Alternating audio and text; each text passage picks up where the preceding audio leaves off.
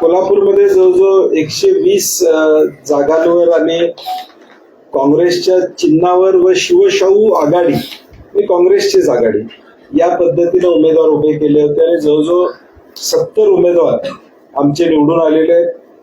वडगावमध्ये त्या ठिकाणी विद्याताई खोड यांच्या नेतृत्वाखाली नगराध्यक्ष आणि पॅनेल तिथं निवडून आलेला आहे. शिरोळमध्ये पृथ्वीराज यादव, गणपतराव पाटील साहेब असतील, राजू शेट्टी असतील यांच्या नेतृत्वाखाली आम्ही काँग्रेसचं पॅनेल केलं होतं. तिथेही नगराध्यक्ष आणि आमची सत्ता त्या ठिकाणी आलेली आहे. आजऱ्यामध्ये थोडक्यात आमची संधी त्या ठिकाणी हुकली आहे. त्याचबरोबर कुरुंदवाडमध्ये आम्हाला थोडं मागं त्या ठिकाणी जावं लागलं आणि जयसिंगपूरची लढाई ही एक वैचारिक लढाई म्हणून आम्ही लढलो होतो.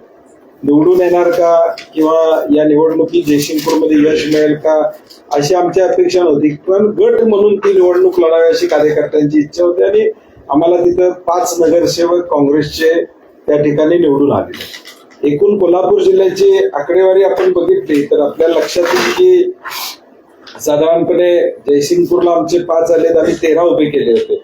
पेठ वडगावला 15+1 नगराध्यक्ष आमचा. शिरोळमध्ये नगराध्यक्ष +15 नगरसेवक. पन्हाळ्यामध्ये शिवशाहू आघाडीच्या वतीनं 5-6 लोक आलेले आहेत. कुरुंदवाडमध्ये काँग्रेसचे 8 लोक त्या ठिकाणी आलेले आहेत. चंदगडमध्ये 5 आलेले आहेत. हातकणंगले नगरपंचायतमध्ये 8 लोक आणि आजऱ्यामध्ये 6 लोक आमचे त्या ठिकाणी आलेले आहेत. हे फक्त काँग्रेसचं सांगतोय. शिवसेनेचे काही लोक आलेले आहेत, राष्ट्रवादीचे काही लोक आलेले आहेत. साधारणपणे हा आकडा जिल्ह्यामध्ये 90 पर्यंत आमचा पोहोचेल.